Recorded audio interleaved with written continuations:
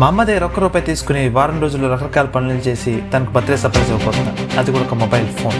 అది ఎలా చేస్తానో ఈ వీడియో చూసి తెలుసుకోండి.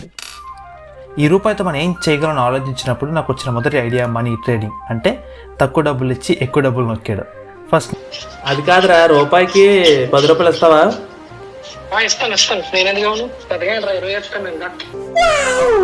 20 ఇస్తా. సూపర్ రా.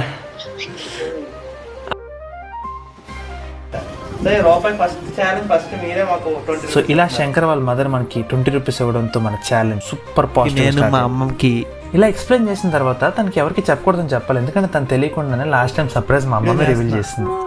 అందులో ఏంటంటే రూపాయితో 2500 ఇస్తావా? 500 సంపాదనతో అలా డే 2 ఎంటర్ అయిపోయాం. మన దగ్గర 2 ఐడియాస్ ఉన్నాయి. ఫస్ట్ ఐడియా వచ్చేసరికి మూవీ థియేటర్లో పనిచేయడం లాగా, కానీ రెండోది వచ్చేసరికి బిజినెస్ ఐడియా. అదేంటంటే జిమ్లో లెమనేడ్ అమ్మడం. సో నేను వచ్చరికి ఫస్ట్ మూవీ థియేటర్లో నాకు తెలిసిన అన్న వాళ్ళని పర్మిషన్ అడుగుతున్నాను అనమాట.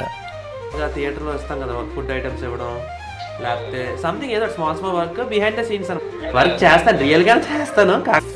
అది సారీ, వాళ్ళు వచ్చరికి మ్యాక్సిమం చూస్తాను, ట్రై చేస్తామని చెప్పారు. సో ఈరోజు నాకైతే ఒక ఐడియా వచ్చింది. అదేంటంటే ఈరోజు నాకు ఒక ఐడియా వచ్చింది. అదేంటంటే